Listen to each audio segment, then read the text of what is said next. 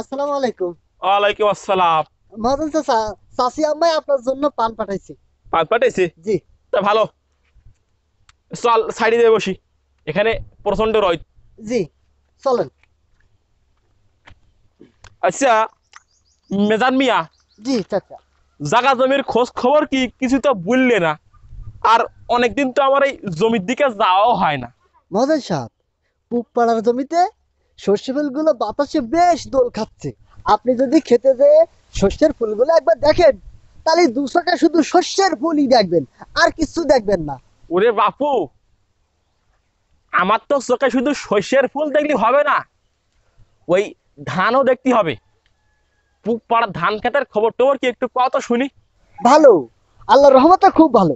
মহাজন সাহেব, ধানগুলো দুনিয়ার মুখ দেখার জন্য উকি ঝুঁকি মারতেছে। আমার মনে হচ্ছে খুব শীঘ্রই ধানগুলো ফুলে যাবে না, আপনার খুব বেশি টেনশন করতে হবে না। বুঝতে আব্বা, পেরেছেন? আব্বা। হেই, তুই এখানে কিসের জন্য সর, এখন সর দিনি তুই। মদন সাহেব, হ্যাঁ। আল্লাহর রহমতে ধান আর শস্য যা হবে না, তাতে করে আপনার গোলা ভরে যাবে না শস্যে, আর হাড়ি ভরে যাবে না ধানে। আপনার কোনো চিন্তা করতে হবে না, আর আমি তো সুন্দরভাবে দেখাশুনো করবেন। এই মেজান মিয়া, জি। এটা তুমি কিরাম কথা কইলে? কেন চাচা, আমি কেন ভুল করলাম? গোলা ভরে যাবে শস্যে হ্যাঁ। আর হাড়ি ভরে যাবে ধানে। হ্যাঁ। তোমার এই কথাটা আমার মোটেও সুবিধা ঠেকতেছে না। কিরাম কিরাম লাগতেছে। শস্য দিয়ে একটা গোলা ভরতে গেলি ক হাজার বিঘি জমি চাষ করা লাগে, সেটা কি তুমি জানো? আর ওই এক হাড়ি ধানের জন্য অল্প একটু জমি চাষ করলেই তো হয়ে যায় বাপু। শস্য গোলা, ধান হাড়ি। ও, ও মহাজন সাহেব, ওই গরিবের কথা। আব্বা, হেৎ, বাসি হলেও কিন্তু মিষ্টি। আব্বা। হেৎ, ওই ভুল যেখানে আমি বলে ফেলেছি, শুধরে আমি নিচ্ছি। নাও তাহলে। আপনার গোলা ভরে যাবে না ধানে, আর হাড়ি ভরে যাবে না শস্যে। কোনো চিন্তা করা লাগবে না ইনশাল্লাহ। আব্বা, আমি একটু কথা কব তোমার সাথে। হেই, আমি মহাজনের সাথে কথা করছি, তুই দেখতে পাচ্ছিস না? হ্যাঁ, তোমার শুধু আব্বা আব্বা করা লাগে তাই না? ওখানে দাঁড়া, আমি মহাজনের সাথে কথা কই নাই, তারপর তুই কোস। ও মেজান, জি মহাজন সাহেব। তোমার ছেলেটা কি করছে একটু শোনো। পোলাপানের কথা একটু শুনতে হয়। ঠিক আছে, ঠিক আছে মহাজন সাহেব। এই, কি কবি ক, দাঁড়া, এখানে না, এদিকে আয়। এই, কি কবি ক। আব্বা, আমার একটা নতুন জামা লাগবে। কি জামা? জামা? এই ছোকরা, এই এই কদিন আগে যে ঈদ হয়ে গেল, সপ্তাহখানেক আগে, তোর যে আমি একটা লাল টুকটুকে নতুন জামা কিনে দিয়েছিলাম, সেটা কি করেছিস? এই যে আপনার সে লাল টুকটুকে জামা। এটা কি জামা নাকি ব্লাউজ? আব্বা, এইটা হলো ওই জামার অংশ, তাতে কোনো সন্দেহ নেই। হই, অংশ থাকবে কেন? পুরো জামাটা কোনে গেল? পুরো জামাটা যদি এখানে থাকতো, তাইলে আমি এখানে থাকতাম না আব্বা। আমি যখন এই লাল টুকটুকে শার্ট পরে রাস্তায় বেরুলাম, তখন করিমগঞ্জ ষাঁড়ের মাথা আউলাই গেল। তারপর চোঁয়াত করে আসি, পোঁয়াত করে আমার জামায় সিংবাদেই আমার জামাটা নিয়ে চলে গেল। আমি অনেক চেষ্টা করে জামার এই অংশটুকু উদ্ধার করতে সক্ষম হয়েছি আব্বা। তাই আমি আপনার কাছে নিয়ে আইছি প্রমাণস্বরূপ। বাহ, আমার সাল উদ্ধার বাহিনী হয়ে গেছে। শোনো বাপ, তুমি যে বাইসে ফিরে আইসাও, এটা আমার কাছে অনেক। যাও, আমি তোমার একটা নতুন জামা কিনে দেবো না, এখন তুমি যাও। আব্বা, জামা যেখানে কিনে দেবেন, তালি পরে ওই রঙের একটা প্যান্টও কিনে দিয়ে।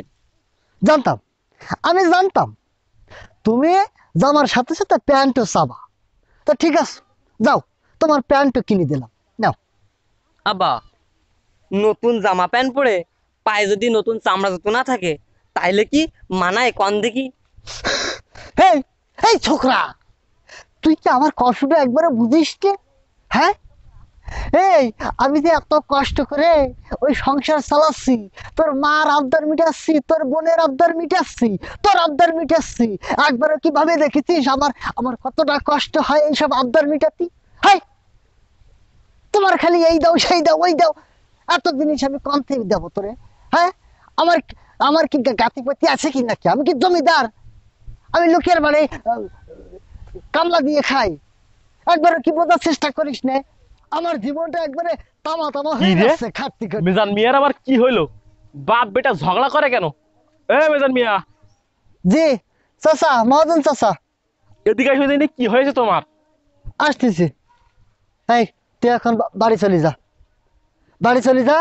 আর কি কিনে দেবো কি না দেবো সেটা আমি ভাবি চিন্তে দেখবে না।